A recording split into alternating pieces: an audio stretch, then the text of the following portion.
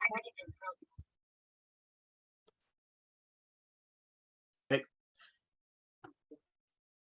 Bismillahirrahmanirrahim. Assalamualaikum warahmatullahi wabarakatuh. Selamat Waalaikumsalam malam warahmatullahi Bapak Ibu wabarakatuh. semua. Warahmatullahi wabarakatuh. Wah, ini belum semua nih. Silakan di open mic Bapak Ibu semua atau yang mau buka open cam juga. Mohon disapa, salam saya. Assalamualaikum warahmatullahi wabarakatuh. Waalaikumsalam warahmatullahi wabarakatuh. Alhamdulillahirrahmanirrahim. Alhamdulillah wa syukurillah. Selamat malam Bapak Ibu semua. Malam. Ya, kita mulai saja malam ini Bapak Ibu semua. Baik, bismillahirrahmanirrahim. Syukur alhamdulillah Bapak Ibu semua, kita bisa berkumpul malam ini di acara live Zoom ya di kelas bisnis syariah dari Equitri, di mana malam ini adalah pertemuan pertama untuk kelas bisnis syariah Equitri di batch kedua. Nah, seperti yang kami sudah sampaikan dan juga tim dari admin bahwa minggu ini kita akan membahas mengenai 3 materi, yaitu pengantar muamalah, muamalah dasar, hukum utang dan juga riba. Baik, sebelumnya izinkan saya perkenalkan diri saya. Nama saya Indra Yuliawan. Saya sebagai founder dan CEO dari Equitri. Senang sekali bisa berkenalan dengan Bapak Ibu semua. Kalau selama ini kita komunikasi ada yang via WA Group begitu ya. Dan juga dari beberapa peserta malam ini itu ada beberapa juga yang sudah pernah ketemu dengan saya di beberapa kegiatan komunitas seperti itu.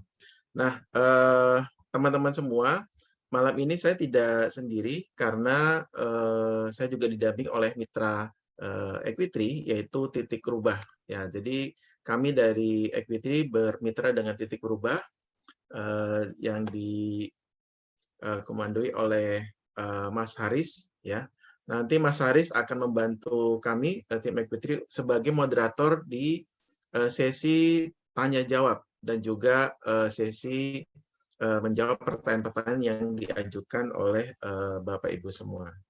Nah, sebelum kita mulai, mari kita panjatkan puji syukur kehadirat Allah Subhanahu wa taala, karena dengan rahmat dan hidayahnya kita mendapatkan hikmah Islam dan juga iman, dan juga tentunya kita diberikan kesehatan dan juga keberkahan sehingga kita bisa bertemu malam ini dalam keadaan sehat selalu.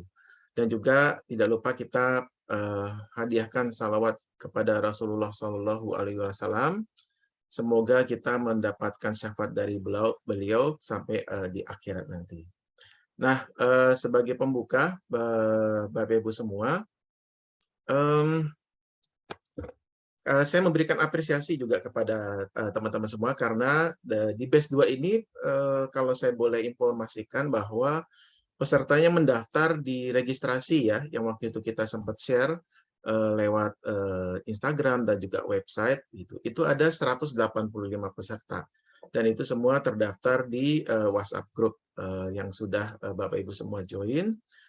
Namun demikian ada beberapa yang belum mengerjakan pretest. Nah, kalau pretest yang sudah dikerjakan oleh Bapak Ibu semua itu jumlahnya ada 142 peserta, makanya saya apresiasi kepada teman-teman semua, Bapak Ibu semua yang di sela-sela kesibukan sehari-hari ya, karena di sini saya lihat profesinya bervariasi.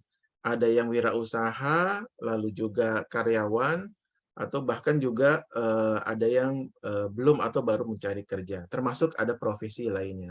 Untuk wirausaha atau wira swasta ini memang yang paling banyak ya teman-teman semua ya. Nah, jadi kami dari Equitri ini memang memberikan fasilitas kepada Bapak Ibu semua untuk memahami terkait dengan bisnis dan juga keuangan syariah, karena ini menjadi bagian penting bagi kita para pengusaha dan juga karyawan dan juga profesi lainnya yang lainnya ketika kita berhadapan dengan pekerjaan kita sehari-hari di tengah eh, banyaknya penawaran-penawaran dari berbagai pihak, terutama dari lembaga-lembaga keuangan yang ribawi. Nah, kami juga memberikan pendampingan usaha yang di sektor kecil dan juga mikro, agar para pengusaha itu juga bisa mandiri melalui beberapa kelas-kelas pelatihan dan juga sesi konsultasi atau coaching, dan juga tentunya nanti bantuan akses permodalan syariah, baik dari sisi permodalan syariah untuk modal usaha maupun juga untuk konsumtif, misalnya untuk pembelian untuk pembelian misalnya alat kendaraan atau rumah dan aset-aset lainnya. Nah, semoga kelas ini bisa memberikan pemahaman kepada Bapak Ibu semua terkait dengan bisnis dan juga keuangan syariah. Nah, malam ini kita adalah live Zoom pertama, di mana sesinya akan kita bahas malam ini dalam 1 jam ke depan bersama pemateri kita, guru kita, Ustadz Dwi Condrotiono, PhD. Kita akan membahas soal-soal pretest yang sudah dikerjakan oleh Bapak Ibu semua. Lalu juga kita juga akan membahas pertanyaan yang sudah diajukan kepada kami tim admin melalui link yang sudah diberikan kepada Bapak Ibu semua. Dan juga jika nanti ada beberapa pertanyaan yang ingin diajukan terkait dengan studi kasus atau realitas dari kegiatan Bapak Ibu semua di sehari-hari terkait dengan bisnis syariah, bisa diajukan lewat via verbal di Zoom ini atau lewat chat. Namun kita lihat kondisi waktunya, jika memungkinkan kami akan memberikan kesempatan kepada Bapak Ibu semua begitu. Nah, lalu nanti setelah di sesi ini kami akan memberikan post-test. Jadi setelah dibahas hasil jawaban pretest oleh Ustadz Dwi Condro, harapannya nanti teman-teman bisa mengerjakan post-test ya. Lalu pertanyaan apa sih manfaatnya dari pretest dan post-test ini? Nah, sebenarnya manfaatnya sangat banyak ya Bapak Ibu semua ya. Karena kami ingin membantu Bapak Ibu semua mengukur pemahaman terkait dengan bisnis dan keuangan syariah, dan juga tentunya nanti bisa digunakan dalam kehidupan sehari-hari. Dan nanti insya Allah kami akan mengirimkan progres atau perubahan nilainya ya dari pretest dan juga posttest masing-masing seperti itu. Nah, setelah nanti Bapak Ibu semua mengerjakan posttest di materi minggu pertama, tim admin akan mengirimkan link video untuk materi minggu kedua, yaitu terkait dengan hukum syirkah dan juga hukum murabahah. Nah, ini merupakan materi yang juga banyak ditanyakan kepada masyarakat dan juga teman-teman yang sudah terdaftar di batch 2 ini. Nanti kita bisa dalami, dan teman-teman harus menyimak dulu video yang nanti akan diberikan oleh tim admin. Nah, sebagai penutup, kami ucapkan terima kasih kepada teman-teman semua yang sudah meluangkan waktu malam ini, malam minggu ya, yang harusnya digunakan untuk beristirahat ya. Namun kami sangat menghargai waktu Bapak Ibu semua, karena di kala waktu istirahat bersama keluarga, Bapak Ibu semua meluangkan waktu untuk bisa belajar, apalagi terkait dengan bisnis dan ekonomi keuangan syariah. Semoga Allah Subhanahu wa Ta'ala memberikan balasan pahala yang lebih besar lagi bagi Bapak Ibu semua yang sudah meluangkan waktunya. Baik, tanpa memperpanjang waktu, saya izin undur diri dulu untuk menyimak di belakang layar, dan untuk selanjutnya saya serahkan kepada titik rubah, yaitu Mas Haris. Monggo silakan Mas Haris. Sekian, wassalamualaikum warahmatullahi wabarakatuh. Waalaikumsalam warahmatullahi wabarakatuh. Terima kasih kepada Pak Indra. Baik, bismillahirrahmanirrahim. Assalamualaikum warahmatullahi wabarakatuh. Alhamdulillahirrahmanirrahim. Assalatu wassalamu ala asrofil anbiya wal mursalin wa ala alihi wa sahbihi ajma'in. Amma ba'du. Saya ucapkan selamat datang kepada para peserta Equitri di kelas inkubasi online yang perdana ini. Insya Allah agenda malam ini kita akan berbincang, berdiskusi, dan tanya jawab tentang kelas muamalah yang sudah dijalani selama minggu pertama ini. Sebelum masuk ke dalam sesi intinya, Sebaiknya saya memperkenalkan diri terlebih dahulu ya. Perkenalkanlah, nama saya Haris dari Titik Rubah. Saya di sini diminta oleh Pak Indra untuk menjadi moderator forum pada kesempatan malam hari ini. Tak lupa saya ucapkan terima kasih juga kepada para peserta yang telah berantusias untuk mengikuti forum diskusi dan tanya jawab ini. Semoga kita diberikan keistiqomahan untuk mengikuti forum diskusi dan tanya jawab ini hingga tuntas. Pada forum diskusi dan tanya jawab pertama ini, kita akan membahas materi muamalah yang sudah dipaparkan di minggu pertama. Nah, topik yang sudah diberikan yaitu adalah yang pertama ada pengantar muamalah, yang kedua ada akad muamalah, dan yang ketiga ada hukum piutang. Ketiga materi tersebut adalah materi awal dalam seluruh rangkaian kelas inkubasi Equitri. Dan alhamdulillah di malam hari ini kita akan ditemani oleh Ustadz Dwi Condro Triyono PhD sebagai narasumber pada diskusi malam hari ini. Alhamdulillah Ustadz Dwi Condro Triyono sudah hadir ya di sesi Zoom kali ini. Kita sapa dulu. Assalamualaikum Ustadz.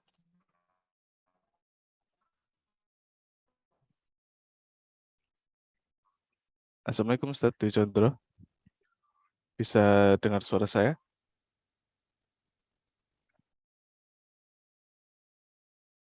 Assalamualaikum Ustadz. Sudah tersambung?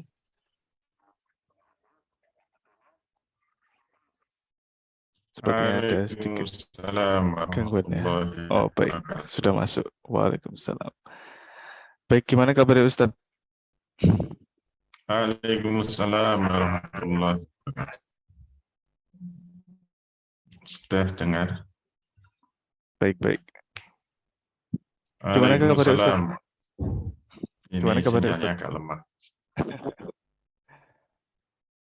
Ya, semoga aja nanti bisa berjalan dengan lancar ya Ustadz ya. Baik, untuk mempersingkat waktu, kita akan segera mulai saja ya acara pada malam hari ini. Nah, sebelum masuk ke dalam sesi tanya jawab, kita akan membahas secara singkat terkait soal-soal pretest yang sudah dilakukan di minggu pertama ini. Saya minta tolong kepada Pak Indra, mungkin bisa share screen dulu ya untuk materi pretestnya. Yang ini nanti kita akan bahas bersama Ustadz Dwi Condro Triyono. Nanti saya akan bacakan soalnya, Ustadz. Kemudian nanti dikasih jawabannya untuk para peserta. Baik, saya akan bacakan dulu soal pretest yang pertama. Apa perbedaan akad bisnis yang haram dengan batal? Nah, ini bagaimana, Ustadz? Ya, baik, terima kasih. Apa perbedaan akad bisnis yang haram dengan yang batal ya? Jadi kalau sudah lihat materinya, insya Allah bisa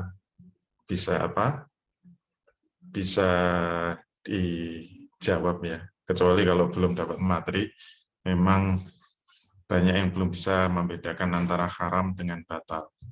Jadi kalau bisnis yang haram itu kalau terkait dengan transaksinya ya. Transaksinya atau terkait dengan objek transaksinya, yaitu barang-barangnya itu haram.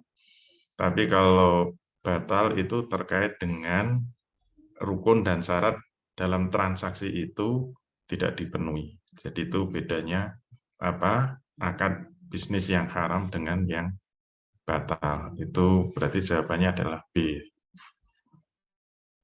Gitu. Ya, berarti yang nomor pertama jawabannya adalah B ya. Akad bisnis haram bila berkaitan dengan transaksi atau barang haram, sedangkan batal bila ada rukun yang tidak terpenuhi. Baik, terima kasih Ustadz. Selanjutnya untuk yang kedua, di bawah ini manakah yang bukan termasuk status hukum taklifi? Ya, ini lebih mudah lagi ya. Kalau kita hafal, hukum taklifi ada 5, wajib, sunnah, mubah, makruh, haram. Berarti di situ ada yang tidak masuk adalah fasad. Nah, fasad itu masuknya hukum wati ya. Jadi hukum wati itu juga 5, yaitu sebab, syarat, mani, azimah rukhsah. Kemudian yang kelima, batal. Kalau urut ya sah, batal, fasad. Itu berarti masuk kategori wad'i. Berarti jawabnya adalah yang C.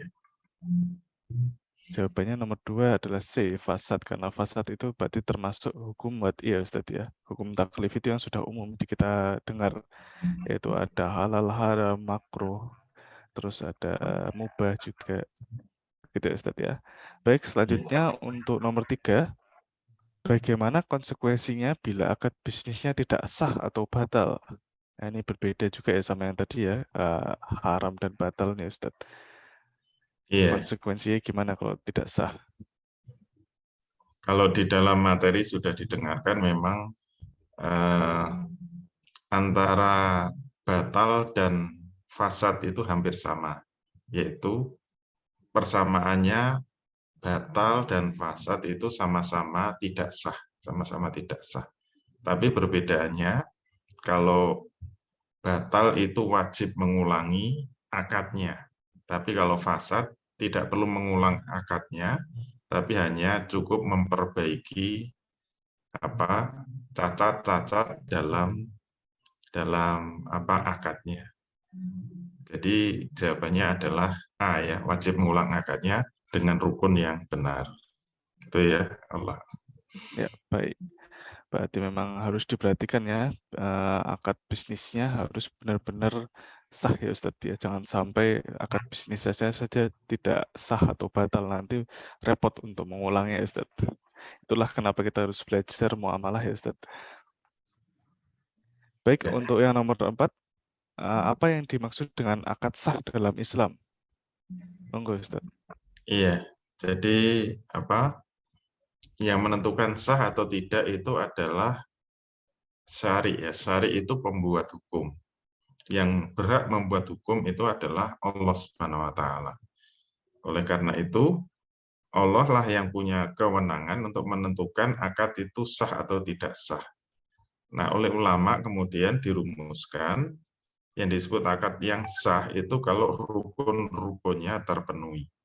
Dan setiap rukun nanti ada syarat-syarat yang mengikuti. Berarti yang paling pokok itu memang rukun. Di dalam rukun ada syarat. Nah, kalau mau dipersingkat, yang disebut akad yang sah berarti akad yang memenuhi perintah syarat pada rukun-rukun akadnya. Nah, itu berarti jawabannya adalah A ya. Yang A ya. Baik. Untuk selanjutnya nomor 5, di bawah ini manakah muamalah yang tidak perlu berakad dalam menjalankannya? Monggo Ustaz. Iya, jadi dalam materi sudah bisa difahami, muamalah itu ada yang perlu dengan akad, ada yang tidak perlu akad. Jadi kalau perlu akad itu berarti harus ada ijab dari satu pihak dan ada qabul dari pihak yang kedua. Kalau tidak ada ijab dan qabul dari dua belah pihak, maka disebut tidak sah. Tapi memang ada muamalah yang sah tanpa harus ada akad. Berarti tanpa harus ada ijab qabul. Nah, insya Allah kalau sudah menyimak materinya, di situ kelihatan yang tidak perlu akad adalah infak ya, karena jual beli itu jelas harus ada akad, sirkah itu harus ada akad, ijarah harus ada akad. Kalau kita infak seperti ke masjid, memasukkan uang ke masjid tidak perlu akad. Jadi kita memasukkan itu sudah sah, tidak perlu ada qabul dari takmir masjid ya. Itu namanya muamalah tanpa akad. Gitu ya, Allah. Ya. Baik, terima kasih Ustadz. Untuk selanjutnya, pertanyaan nomor 6. Si A menjual produk X di pasaran dengan harga 10.000. Kemudian si B membeli produk X tersebut dengan harga 10.000 sebanyak 100 pieces dan mendapatkan diskon 20%. Namun dengan syarat khusus, yaitu produk X tersebut tidak boleh dijual kembali dengan harga yang lebih tinggi atau lebih rendah. Bagaimana Islam memandang transaksi tersebut? Ya, di dalam materi insya Allah sudah disampaikan bahwa setiap akad itu pasti memiliki satu muqtadul aqad atau satu konsekuensi akad. Nah, dalam jual beli, konsekuensi akadnya itu adalah perpindahan kepemilikan secara sempurna. Maka kalau ada konsekuensi akad yang terhalang muqtadul akadnya atau konsekuensi akadnya, berarti itu ada cacat dalam akad itu. Walaupun rukun-rukunnya terpenuhi, syarat-syaratnya terpenuhi, tapi kalau ada cacat, ada syarat tambahan yang membuat terjadinya cacat dalam konsekuensi akad, itu yang disebut akad yang fasad. Nah, contoh soal ini menunjukkan bahwa jual belinya sebenarnya sah, tetapi ada ketentuan setelah dibeli, dia mendapatkan diskon 20%, nanti kalau menjual lagi, tidak boleh dengan harga yang lebih tinggi atau lebih rendah. Berarti penjual masih memberikan syarat yang menghalangi pemindahan kepemilikan secara sempurna. Itulah yang menimbulkan cacat di dalam jual beli yang disebut fasad. Nah, syarat khusus itu membuat terjadinya cacat sehingga menimbulkan fasad dalam jual belinya. Itu berarti jawabannya adalah A. Jawabannya A ya Ustadz ya. Karena ada syarat khusus di dalam jual beli tersebut ya Ustadz. Iya. Baik, ini mungkin memang perlu diperhatikan oleh para pebisnis ya. Hati-hati dalam memberikan syarat khusus, jangan sampai membuat cacat dalam transaksinya dalam perspektif syariatnya. Baik, lanjut ke nomor 7. Apakah modal sama dengan hutang piutang? Monggo Ustadz. Iya. Ini pertanyaan yang menarik ini. Iya, jadi harus kita pahami modal itu tidak sama dengan utang piutang. Modal tidak sama dengan utang piutang. Jadi modal itu adalah untuk investasi dalam bisnis.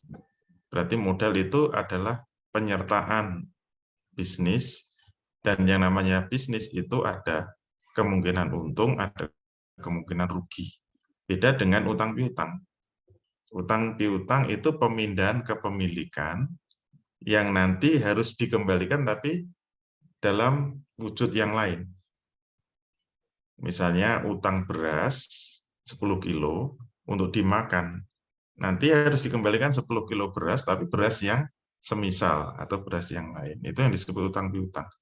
Dan utang piutang itu harus kembali seperti semula. Seperti ketika utang, kalau 10 kg ya 10 kg, dan sudah nggak melihat dia itu untung atau rugi. Nah, berarti jamnya tidak sama, karena modal bisa untung, bisa rugi, sedangkan bisnis itu dalam bisnis, sedangkan utang piutang wajib dikembalikan dalam nilai yang sama atau jumlah yang sama. Gitu ya, Allah. Jadi jawabnya adalah C. Yang C ya Ustaz.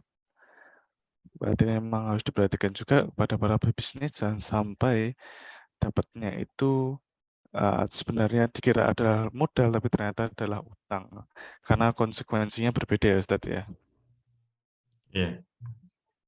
Baik, lanjut untuk soal nomor 8. Dalam pandangan Islam, apakah diperbolehkan untuk berhutang? Monggo Ustaz. Ya, jadi kita harus memahami dalam Islam itu utang diperbolehkan. Tapi ada syaratnya, yaitu apa? Tidak boleh ada tambahan. Karena setiap tambahan itu adalah riba. Jadi jawabnya adalah A ya. Ini insya Allah. Ya. Jadi memang dalam Islam itu sebenarnya boleh ya Ustaz ya untuk berhutang, namun tidak boleh ada tambahan. Karena kalau ada tambahan itu berarti riba, dan perlu dipahami juga bahwa hutang itu berbeda dengan modal ya Ustaz ya. Iya. Baik, untuk selanjutnya nomor 9, di bawah ini manakah transaksi yang mengandung riba? Monggo Ustaz.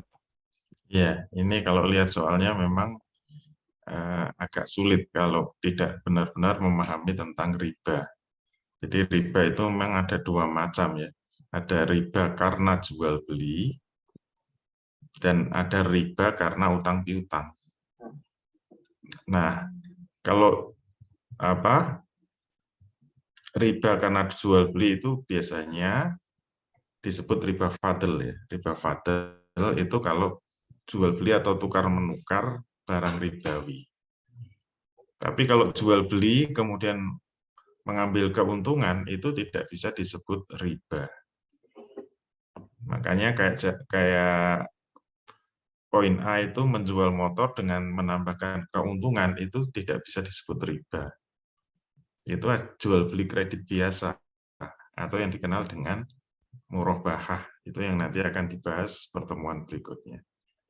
Jadi A itu jelas tidak ada riba, kemudian B juga, kemudian C, nah ini kan utang piutang kalau C, bukan jual beli.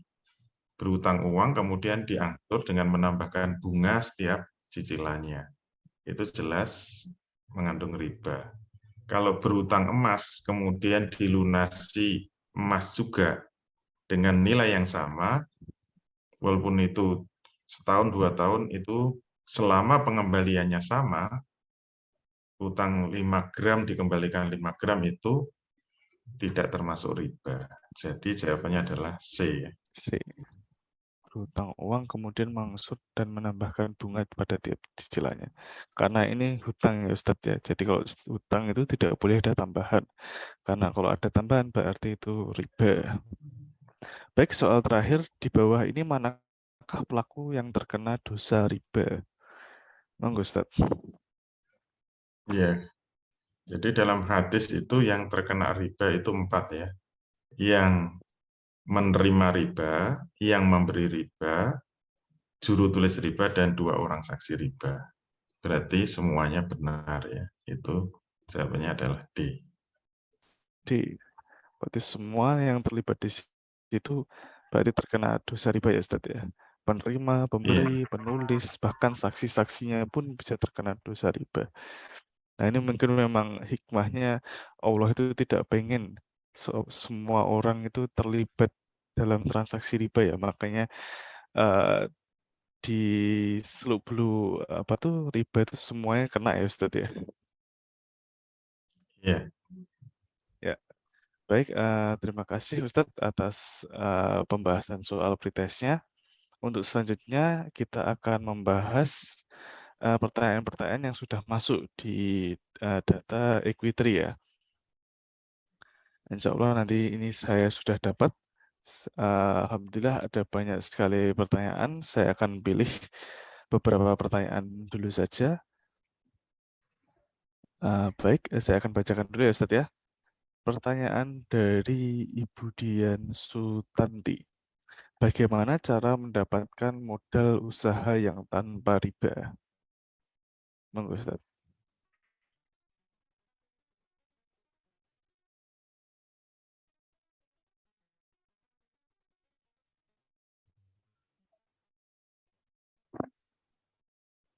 Halo Ustaz, bisa masuk suara saya? Iya. Jadi apa?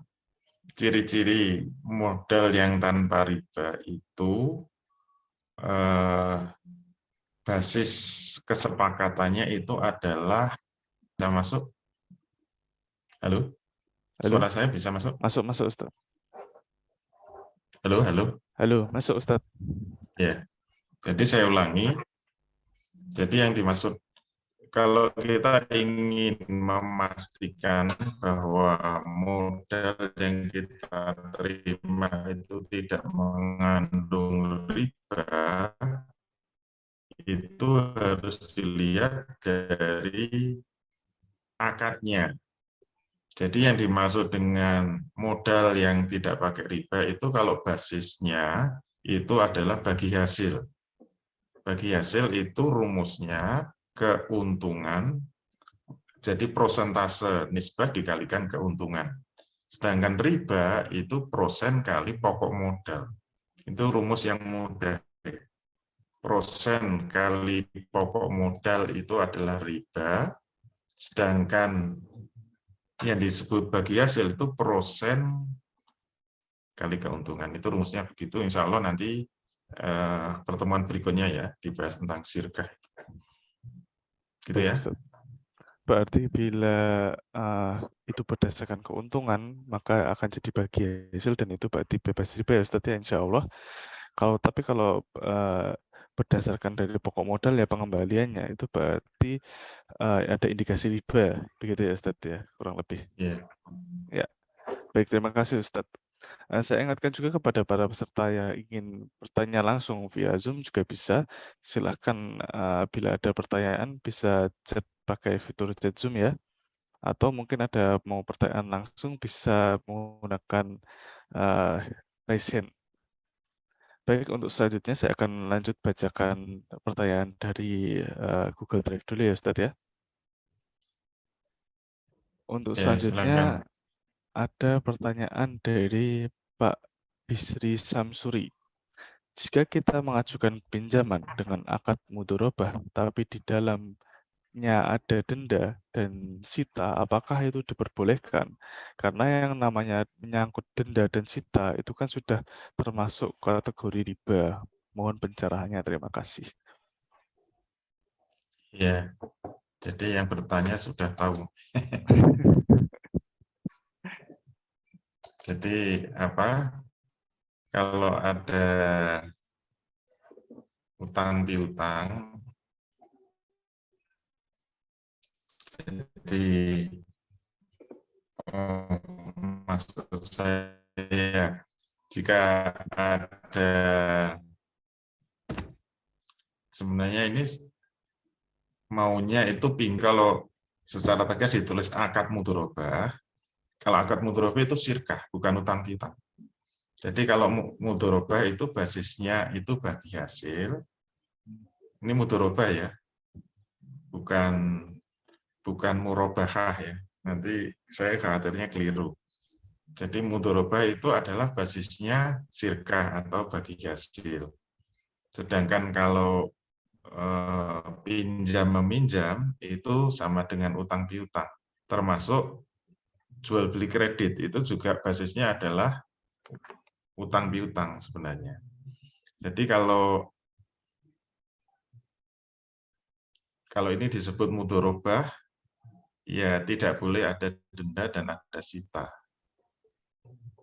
Saya khawatirnya ini mungkin yang dimaksud murabahah. Kalau mudharabah kan yang didenda apa? Karena mudharabah itu investasi, bukan jual beli. Jadi kalau yang dimaksud ini murabahah mungkin seperti kredit motor ya. Ya, Ustaz, Biasanya karena ini dalam ada indikasi murabahah sita ya, itu Ustaz. kan kalau kredit, iya, kalau kredit motor nggak bisa mengembalikan kan motornya disita atau kalau terlambat nanti didenda. Jadi murabahah yang sah itu kalau setelah jual beli barangnya itu sudah berpindah milik. Sehingga tidak ada istilah dalam jual beli itu penyitaan itu tidak boleh. Dan kalau kreditnya terlambat tidak boleh juga ada denda. Ini pembahasan pertemuan berikutnya ya tentang murabahah. Jadi sekalian nanti harus paham bedanya mudharabah dengan murabahah. Kalau murabahah itu jual beli. Kalau mudharabah itu syirkah. Begitu ya. Allah. Ya, baik, terima kasih Ustadz. Mungkin untuk lebih jelasnya ada di materi minggu kedua ya Ustadz ya, tentang murabahah di Bank Syariah. Baik, untuk selanjutnya saya akan bacakan dari pertanyaan dari peserta Bapak Dwi Atmaja Saragi. Hukum jual reseller apakah diperbolehkan dalam Islam? Monggo Ustadz.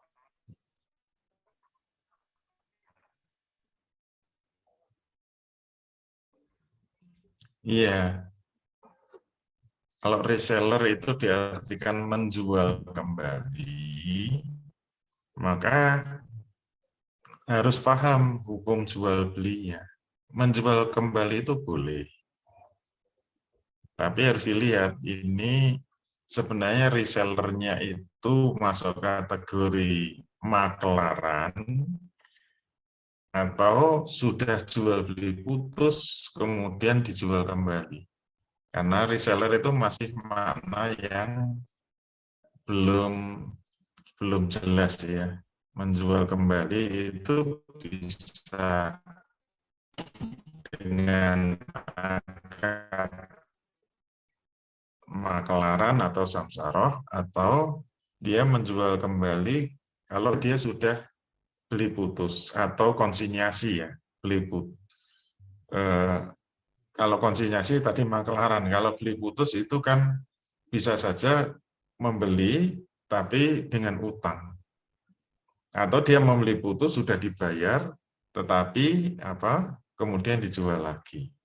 Nah, ini nanti dibahas di dalam materi jual beli ya, atau merubah insya Allah pertemuan berikutnya. Jadi hukum asalnya boleh, tapi syarat dan ketentuan harus diperhatikan, gitu ya. Ya, baik. Terima kasih, Ustadz. Untuk selanjutnya, ada pertanyaan dari peserta Bapak Otto Habdillah Kurniawan. Apa hukum transaksi atau pendapatan bila profesi orang yang Saya kembalikan ke Oh ya, baik, terima kasih Ustadz. Saya akan bacakan pertanyaan selanjutnya ya. Dari peserta Pak Otto Habdillah Kurniawan, apa hukum transaksi atau pendapatan bila profesi orang yang sebagai mediator proyek? Karena komponen pendapatan mereka adalah hasil markup dari nilai proyek. Monggo Ustadz.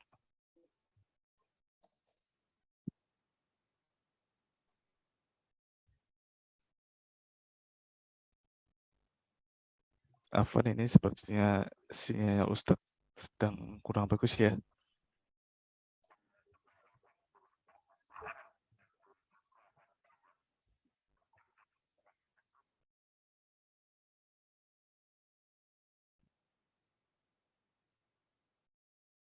Sepertinya Ustadz Dwi Condro terpental ya Zoom-nya ya. Oh iya. Nah, nanti kita sambil menunggu. Iya, baik-baik. Sambil menunggu Ustadz Ya. tersambung kembali ya Pak Indra. Ya. Bagi Bapak Ibu yang ingin mengajukan pertanyaan, monggo silahkan di chat atau raise hand. Ini sudah ada beberapa pertanyaan juga yang masuk di chat Zoom. Ya, betul. Alhamdulillah sudah banyak. Nanti bila masih ada waktu bisa di akomodir juga ya nih. Ya, insya Allah. Nah, ini Ustadz udah masuk lagi. Oh ya, ya, alhamdulillah. Putus-putus. Baik Ustadz. Ya. Sudah siap lagi ya Ustadz ya? Saya akan Ya, silakan diulangi. Pertanyaan selanjutnya ada dari pertanyaan dari Bapak Otto Habdillah Kurniawan. Apa hukum transaksi atau pendapatan bila profesi orang yang sebagai mediator proyek karena komponen pendapatan mereka itu adalah hasil markup nilai proyek? Monggo Ustaz.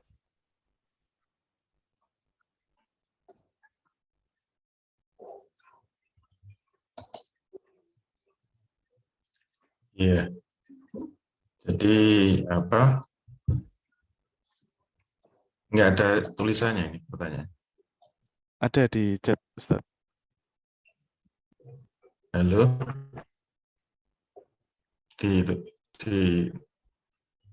Dimuat lagi. Saya tuliskan lagi ya. Terhapus. Ya, sudah Ustaz.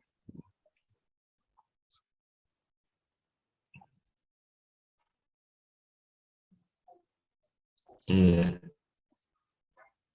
Apa hukum transaksi atau pendapatan bila profesi orang yang menjadi mediator proyek karena komponen pendapatan mereka itu adalah hasil markup dari proyek. Nah, ini harus kita pahami. Berarti ini kan posisinya sebagai mediator atau makelaran sebenarnya. Jadi nanti kalau pembahasannya sudah masuk, itu nanti ada pembahasan khusus tentang makelaran atau samsara. Nah, dalam makelaran itu hukumnya boleh. mengambil fee yang bersifat tetap boleh, fee yang bersifat persentase dari nilai seluruh proyek boleh, termasuk menaikkan harga dari yang diminta oleh penjualnya itu boleh. Jadi untuk fee yang diambil oleh makelar itu sangat luas ya. Nanti di dalam materinya ada 5 kemungkinan. Yang pertama bisa fee yang nominalnya pasti. Yang kedua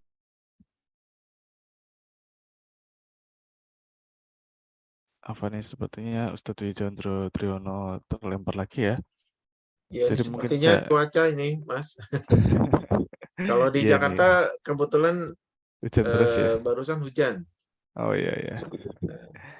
Mungkin saya akan sedikit merekap tadi jawaban dari Ustadz Wijandro Triono karena pertanyaannya terkait tentang makelar ya. Jadi makelar mungkin nanti bisa ada di khusus materi tentang makelar, yaitu samsarah atau simsar, yang itu nanti fee-nya bisa ada 5 macam, yang itu sangat-sangat fleksibel. Nanti bisa ada di bisa menjadi prosentase, bisa menjadi fee tetap. Penentuannya lebih fleksibel kalau makelar, tapi memang itu masuk dalam materi khusus di makelar. Baik, alhamdulillah sudah tersambung lagi ya Ustadz ya. ya, Tadi jadi tentang saya makelar ya. ulangi, kalau makelaran itu fee-nya luas ya, bisa 5 kemungkinan. Yang pertama bisa dengan fee tetap, dengan nominal yang pasti. Yang kedua, persen dari keuntungan dari barang yang dijual itu. Yang ketiga, boleh persen dari seluruh harga barang. Kemudian yang keempat boleh membuat markup. Jadi boleh menaikkan sendiri harga barangnya. Terus yang kelima boleh kombinasi. Boleh ada persen ditambah markup juga boleh. Tapi syaratnya apa? Syaratnya itu hanya berlaku untuk jual beli barang. Tidak boleh makelaran proyek. Karena proyek itu jasa, bukan jual beli. Jadi makelaran itu hanya berlaku untuk jual beli barang. Untuk jasa itu akadnya harus ijaroh, bukan makelaran. Jadi kalau makelaran, kalau posisinya makelaran tapi dengan dengan akad jasa yang ketentuannya apa? Fee-nya harus bersifat pasti. Jadi tidak boleh persentase dan tidak boleh markup sendiri, nggak boleh. Jadi makelaran proyek itu fee-nya harus pasti. Misalnya kalau kamu bisa mendapatkan proyek, maka fee-nya adalah 50 juta misalnya, atau fee-nya 10 juta, fee-nya 5 juta, nah itu boleh. Itu namanya fee yang nominalnya pasti. Itu khusus untuk makelaran jasa ya, makelaran jasa. Tapi kalau makelaran barang itu fee-nya 5 kemungkinan tadi. Jadi harus difahami. Nanti kita akan membahas kalau nanti kajiannya diteruskan, nanti ada pembahasan ijaroh, itu pembahasan tersendiri, terus nanti samsaroh atau makelaran itu pembahasan yang berbeda. Jadi harus difahami bedanya ijaroh dengan samsaroh. Begitu ya. Baik, terima kasih Ustadz atas jawabannya. Insya Allah bisa didalami lagi di materi selanjutnya. Selanjutnya saya akan bacakan lagi pertanyaan dari database dulu ya, sebelum kita masuk ke pertanyaan yang ada di chat Zoom. Untuk selanjutnya saya akan bacakan pertanyaan dari peserta Andriani. Kita dapat investasi namun dari non-muslim. Hukumnya bagaimana ya Ustaz? Ya, investasi itu berarti akad syirkah. Dan akad syirkah termasuk muamalah yang lainnya dengan non-muslim itu boleh. Jadi semua muamalah dengan non-muslim itu boleh, apakah itu jual beli, sewa menyewa, termasuk sirkah. Nah, sirkah itu akad investasi. Jadi bersirkah dengan non-muslim itu boleh. Syaratnya apa? Ya non-muslimnya mau mengikuti rukun dan syarat yang berlaku dalam muamalah Islam. Begitu ya, Allah. Ya, baik. Terima kasih, Ustaz. Untuk selanjutnya, saya akan bacakan lagi. Ini pertanyaan terakhir dari database dulu ya, sebelum kita menginjak ke pertanyaan-pertanyaan dari chat Zoom. Dari peserta Pak Fandi Mega Putra, langkah apa yang harus kita lakukan untuk meninggalkan riba? Monggo, Ustaz. Ya, jangan diulangi lagi. Harus tobat yang diterima menurut Imam Ghazali itu syaratnya 4 ya. Taubatan nasuha, taubat yang akan diterima oleh Allah syaratnya 4. Yang pertama, harus ada penyesalan yang mendalam. Harus ada penyesalan yang mendalam. Kemudian yang kedua, harus ada janji untuk tidak mengulangi. Kemudian yang ketiga, itu diiringi dengan amal kebajikan.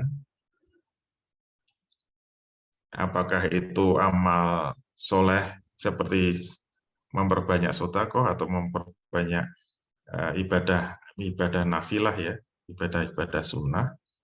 Kemudian yang keempat, kalau itu terkait dengan tempat harus hijrah. Misalnya dulu kerja di bank, menurut Imam Ghazali, taubatan nasuha yang diterima itu memang harus pindah tempatnya. Karena ya kalau di situ terus nanti akan balik lagi. Itu 4 syarat taubatan nasuha menurut Imam Ghazali. Gitu ya, Allah. Baik, terima kasih, Ustaz. Untuk selanjutnya ternyata ini masih ada pertanyaan lagi dari database dulu, Ustaz. Dari peserta Bapak Budi Leksono, bagaimana hukumnya dengan pembelian jumlah tertentu dengan beda harga? Misalnya, beli 1 harga 100.000, beli 5 harganya 90.000, beli 10 harganya 80.000 dan seterusnya.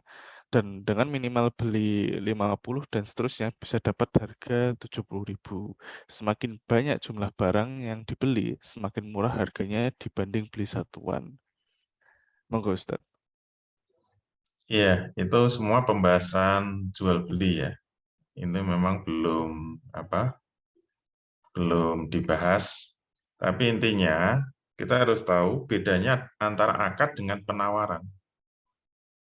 Kalau masih penawaran itu harganya banyak nggak apa-apa. Tetapi kalau sudah akad harus hanya pada satu harga terhadap satu barang. Jadi kalau penawaran tadi kalau belinya 100 diskonnya sekian, beli 50 diskonnya sekian, itu kan baru penawaran. Yang penting nanti ketika akad itu hanya satu harga yang hasil keridhaan dua belah pihak itu sah ya, boleh saja. Nanti yang hati-hati kalau akadnya itu cash berbeda dengan kredit, itu ada ketentuannya.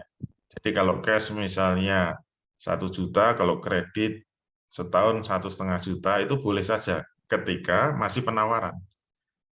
Yang penting nanti akadnya satu saja. Saya mau beli kredit 1 tahun dengan harga 1,5 juta. Nah itu boleh.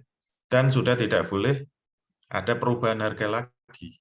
Kalau ada perubahan harga, misalnya mundur, dikenakan denda, nah itu berarti riba dendanya. Seperti pertanyaan yang awal tadi. Gitu ya, Allah. Ya, baik, terima kasih, Ustaz. Berarti intinya penawaran itu boleh dengan banyak harga ya Ustaz ya, tapi untuk akadnya harus dengan satu harga yang disepakati ya Ustaz. Iya. Ya, baik. Alhamdulillah itu pertanyaan-pertanyaan dari peserta yang di database ya.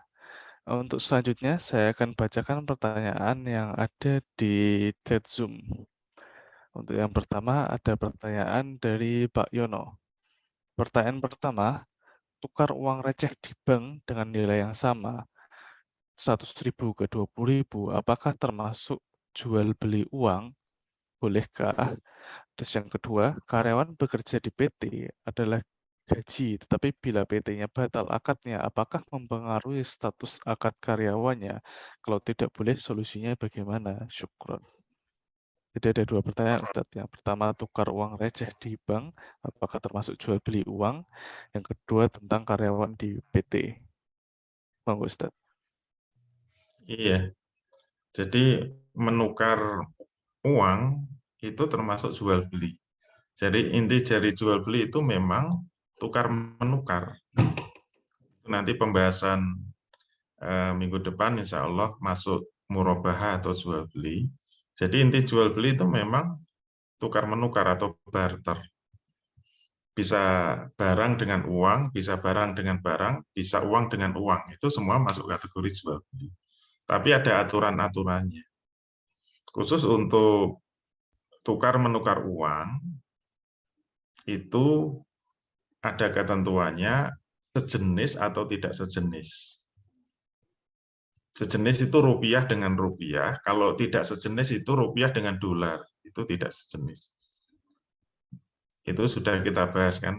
Berarti kalau misalnya menukar rupiah dengan rupiah, itu berarti sama-sama barang ribawi yang sejenis.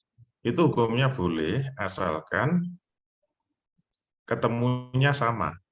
Jadi kalau 100.000 satu lembar ditukar dengan recehan 5.000-an, itu ketemunya juga harus 100.000. Itu boleh, dan itu termasuk jual beli sebenarnya. Jual beli barang ribawi yang sejenis. Jadi kalau ketemunya sama itu boleh, tapi kalau yang satu 100.000 ditukar dapatnya 5.000-an, itu 95.000, ada selisih 5.000, itu namanya riba fadl yang sudah dibahas tadi. Begitu ya. Ya, baik Ustadz. Yang nomor 2, karyawan bekerja di PT, Ustadz, bagaimana statusnya? iya, itu penjelasannya panjang ya, penjelasannya panjang, tapi itu memang belum dibahas ya. Itu nanti pembahasan di dalam sirkah. Kalau PT memang itu pembahasan bisnis kontemporer ya, muamalah kontemporer. Itu pembahasan yang lebih lanjut. Tapi intinya dalam muamalah, ini prinsip muamalah yang harus dipahami. Dalam prinsip muamalah itu pihak satu tidak bertanggung jawab terhadap kesalahan pihak dua. Karena Nabi bersabda, nahnu nahkumu bidzahir. Kita ini umat yang disuruh menghukumi zahirnya saja. Misalnya saja orang jualan bakso, yang membeli itu pegawai bank, yang uangnya semuanya dari hasil riba misalnya. Jadi kalau pembelinya pegawai bank yang hasilnya itu dari riba, kemudian digunakan membeli bakso, maka hukumnya sah bagi penjual baksonya. Penjual baksonya halal, tetapi pembelinya tetap haram. Itu yang pertama. Yang kedua, masih ada catatan kalau ada unsur wasilah kepada keharaman, maka pihak satu ikut menanggung keharaman terhadap yang dilakukan pihak dua. Contohnya misalnya menjual peso kepada orang yang dia mengatakan, ketika ditanya, ini peso mau beli untuk apa? Sebenarnya jual beli peso itu kalau nggak ada tanya jawabnya itu sah-sah saja. Selama rukun dan syaratnya dipenuhi.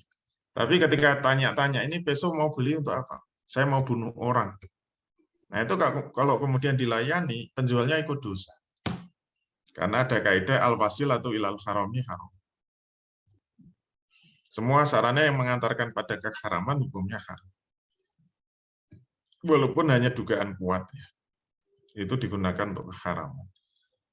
Maka itu juga berlaku untuk PT. Kalau PT itu batal, walaupun ini belum kita bahas. Tapi biasanya untuk mengambil contoh tentang akad ya, nanti pendalamannya pada sirkah. Jadi kalau PT itu batal, itu yang bersalah itu pihak PT-nya.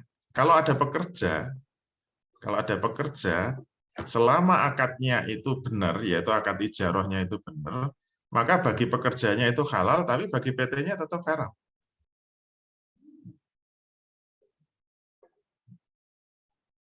Sama saja kita membeli juga begitu. Kita membeli kepada toko, semua toko itu kan bentuknya PT ya, kebanyakan.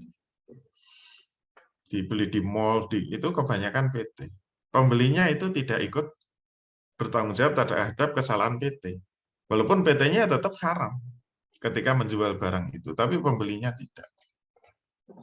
Maka bekerja di PT selama akadnya ijarahnya itu benar, kemudian yang dikerjakan itu juga halal, dia akan digaji sesuai dengan pekerjaannya, maka itu bagi pekerjanya halal, tapi bagi yang punya PT tetap haram. Kecuali kalau ada unsur wasilah. Misalnya dia kerja di PT tapi sudah dalam posisi yang top leadernya, misalnya jadi dewan direksinya. Karena orang yang punya PT kan tidak kerja, yang kerja kan dewan, yang menjalankan kan dewan direksi. Nah, berarti jalan atau tidak jalannya PT itu tergantung dewan direksi. Nah, itu dewan direksinya terkena wasilah yang salah. Kesimpulannya, kerja di PT itu semakin tinggi levelnya itu semakin haram gitu loh.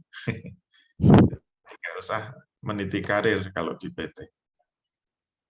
Tapi kalau dia bekerja di PT itu atau tidak bekerja di PT itu, keharaman tetap jalan, maka kerja di situ boleh. Tapi kalau kerja di PT, kalau dia tidak berperan, PT-nya nggak jalan, berarti dia haram. Karena dia menjadi wasilah. Dan itu nanti berlaku untuk semua muamalah. Misalnya dapat proyek dari bank. Ada yang halal, ada yang haram. Proyeknya apa dulu? Misalnya mengecat tembok bank ya. Itu tembok dicat atau tidak dicat, keharaman tetap jalan. Berarti proyek itu boleh. Tapi kalau mendapat proyek menjadi programmernya bank ya, yang harus membuat IT-nya bank. Itu berarti IT yang digunakan untuk transaksi ribawi. Yang kalau tidak dibuatkan programnya, transaksinya nggak bisa jalan. Maka proyek itu haram. Nah, nanti semua prinsip muamalah seperti itu. Sehingga nanti pertanyaannya bisa halal, bisa haram. Sama-sama kerja di bank aja beda-beda. Kalau kerja di bank misalnya hanya jadi tukang bersih-bersih ya, cleaning service, atau jadi tukang listriknya, atau jadi satpam, itu masih halal, masih boleh, walaupun itu di bank. Tapi walau bank itu sudahlah riba dan bentuknya PT, kerja di situ masih boleh. Tapi kalau terkait dengan tadi juru tulisnya atau dua orang saksinya, nah itu kena keharamannya. Jadi harus hati-hati ketika menghukumi persoalan muamalah. Kadang-kadang aneh kalau tidak jelas faktanya. Jadi faktanya memang harus jelas. Sama-sama di PT ada yang halal, ada yang haram. Di bank juga begitu. Begitu ya, Allah. Ya, baik. Terima kasih Ustadz atas penjelasannya yang luar biasa. Untuk selanjutnya, ini ada banyak sekali pertanyaan yang masuk di chat Zoom. Insya Allah mungkin karena waktunya sudah tinggal sedikit ya, saya akan pilih beberapa pertanyaan dulu saja ya. Untuk selanjutnya ada dari peserta Pak Herlambang. Saya mau tanya, kalau melihat tanpa sengaja ada orang yang sedang transaksi utang piutang ribawi, apakah itu termasuk saksi? Monggo Ustaz. Melihat itu bukan saksi ya, melihat itu bukan saksi. Jadi kalau kita nongkrong di bank lihat transaksi ribawi yang banyak, padahal kita mau ambil ATM, ya itu bukan saksi. Saksi itu yang ikut tanda tangan itu. Jadi biasanya dalam akad itu kan ada pihak satu, pihak dua, terus dua orang saksi. Jadi disebut saksi itu yang ikut tanda tangan di dalam transaksi itu. Kalau cuma lihat itu bukan saksi. itu melihat. Kalau saksi itu bersaksi gitu. Seperti kalau kita membaca 2 kalimat syahadat itu bersaksi. Kalau kita lihat orang membaca syahadat, kalau orang Kristen misalnya, seorang Kristen melihat orang membaca syahadat itu tidak terus membuat dia masuk Islam. Dia cuma melihat melihat orang bersyahadat. Karena dia tidak bersaksi sendiri. Tapi yang jelas yang disebut 2 orang saksi itu yang ikut tanda tangan. Gitu ya. Allah Allah. Ya, baik. Terima kasih Ustadz. Untuk selanjutnya, saya akan bacakan pertanyaan dari peserta ASUS. Pembeli pesan barang dengan pembayaran penuh di depan dengan ketentuan penyerahan barang 30 hari kemudian. Dalam pekerjaan produksi terjadi kenaikan harga bahan baku hingga produsen tidak mampu memenuhi jumlah pesanan pada saat yang ditentukan. Pertanyaannya, bagaimana status akadnya? Ini pembahasan akad istisna ya, nanti istisna. Jadi kalau akad istisna atau pesan dengan pembuatan ya. Jadi jual beli itu ada yang kontan, ada yang kredit, ada yang pesanan. Nah, pesanan nanti dibagi 2, ada salam, ada istisna. Kalau salam itu pesan tapi penjualnya belum punya barang, nanti untuk mendapatkan barang dia harus beli lagi, mencari ke tempat lain. Kulaan dulu.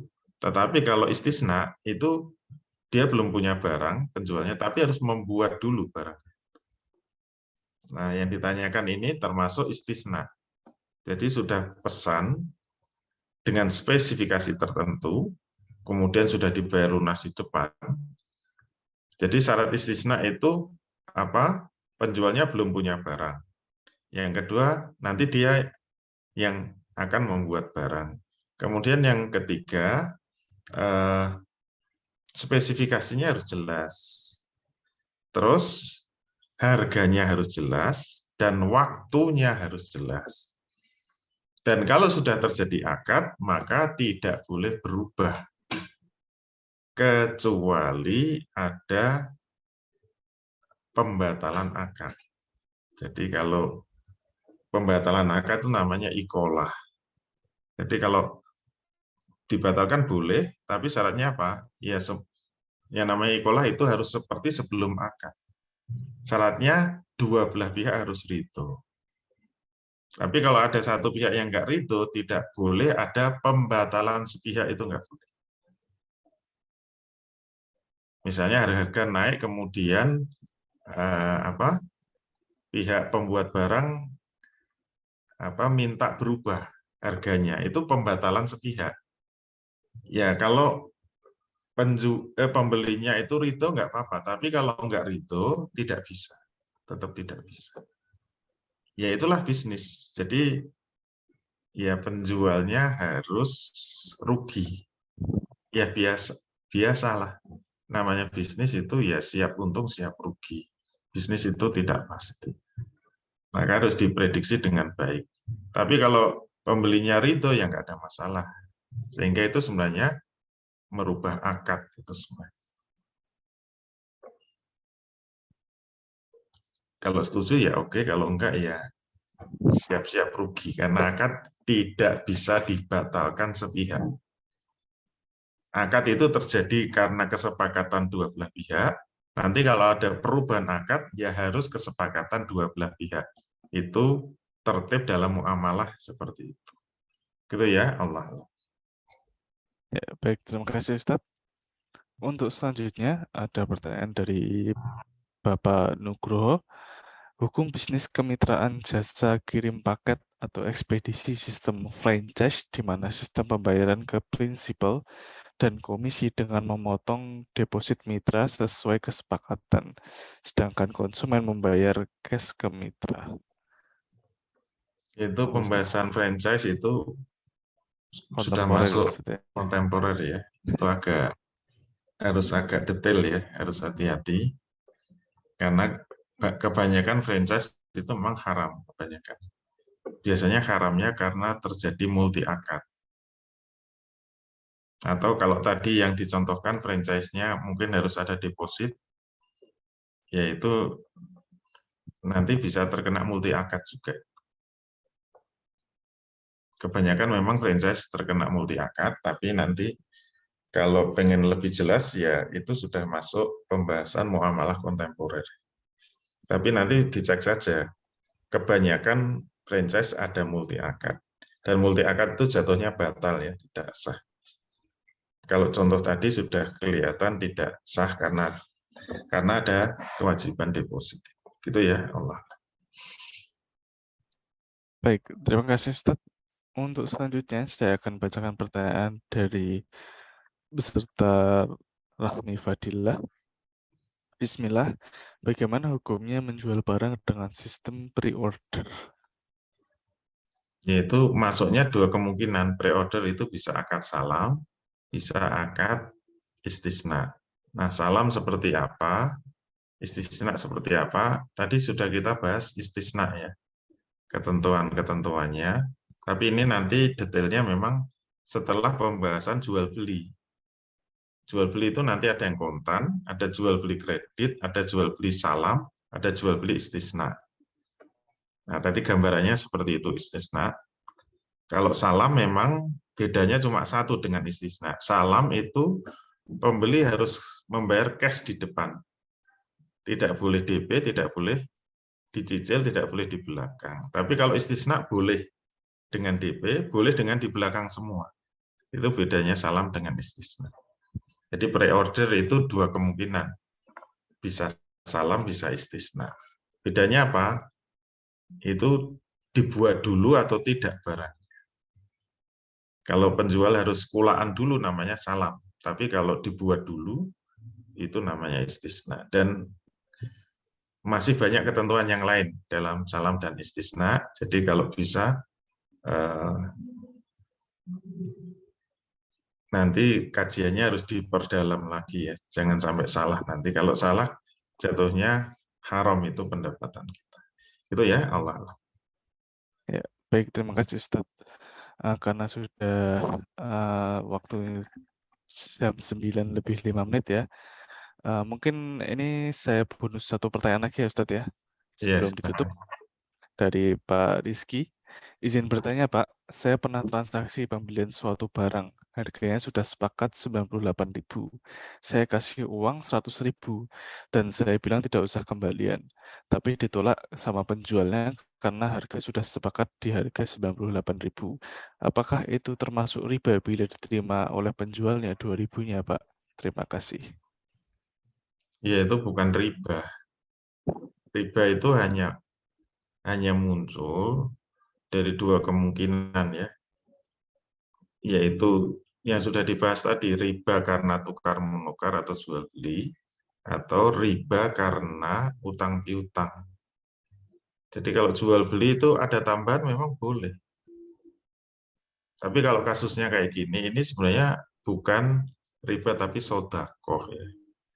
Jadi pembeli itu mau memberikan sedekah itu boleh-boleh saja.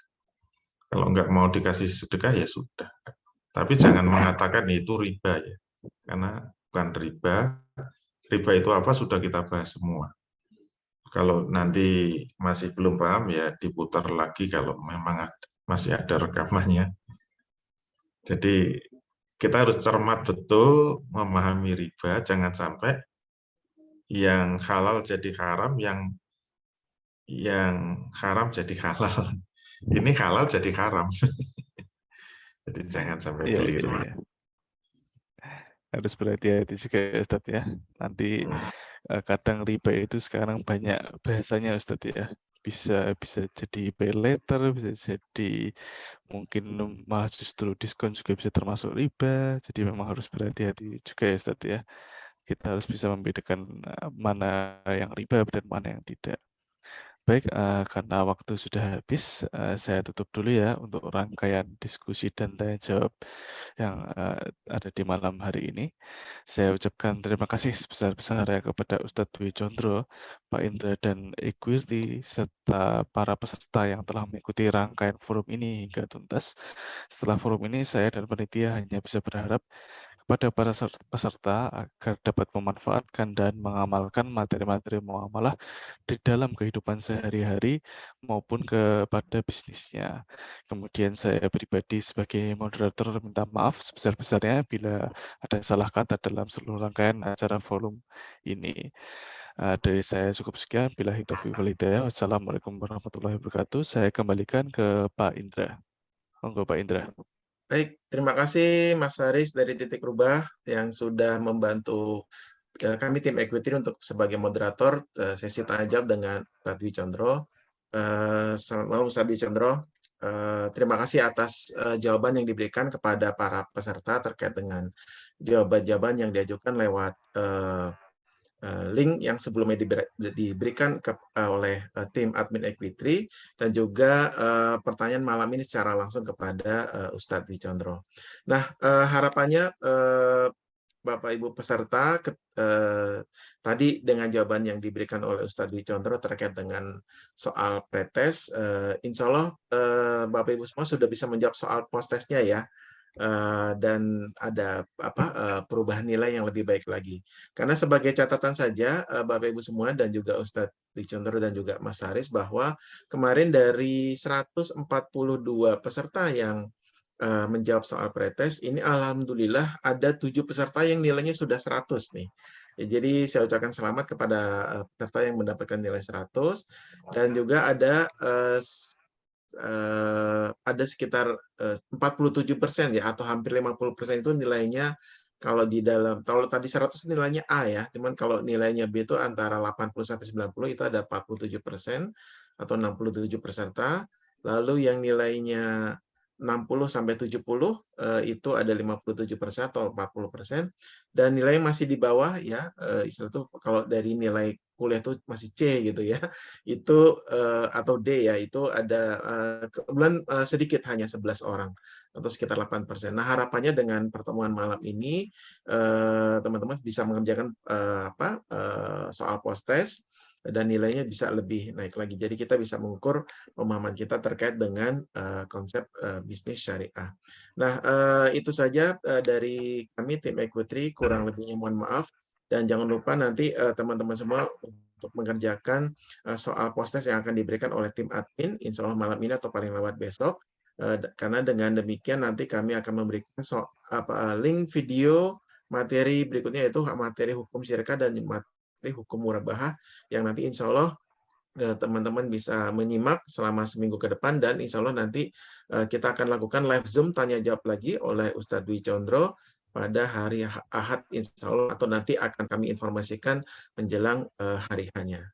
Demikian kurang lebihnya, mohon maaf, sekian dan terima kasih Ustadz Dwi Condro dan juga Mas Haris. Sekian, wassalamualaikum warahmatullahi wabarakatuh. Waalaikumsalam. Terima kasih Pak Indra.